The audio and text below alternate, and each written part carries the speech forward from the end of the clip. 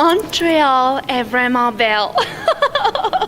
C'est à l'occasion du lancement de la nouvelle statue de cire de Marilyn Monroe au musée Grévin Montréal que ce dernier a exhibé des sosies à quelques endroits de la métropole durant la matinée de ce 12 décembre. Une Marilyn Monroe déambulant dans le centre de commerce mondial de Montréal, une autre dans le métro ou encore dans des boutiques. Les passants ont pu également en croiser dans une aire de restauration d'un centre commercial. Une occasion pour le musée Grévin de tester ce qu'il reste dans l'imaginaire collectif des Montréalais, 51 ans après la mort de Marilyn Monroe. Une femme élégante, puis elle est une idole, je crois, pour toutes les jeunes filles. Wow, une grande actrice, elle représente la beauté, le côté glamour. Envieuse de sa beauté, de tout le charisme. Deux aspects incontournables seraient liés à la popularité de cette star.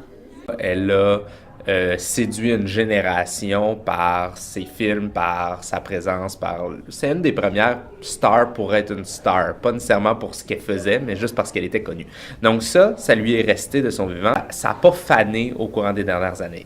Actrice, chanteuse ou encore ambassadrice emblématique de marque, Marilyn continue de porter l'image de la féminité, du glamour et du sex-appeal, malgré des standards de beauté qui ne cessent d'évoluer à travers les générations. C'est pas les mêmes formes aujourd'hui qui plaisent par rapport à l'époque de Marilyn Monroe.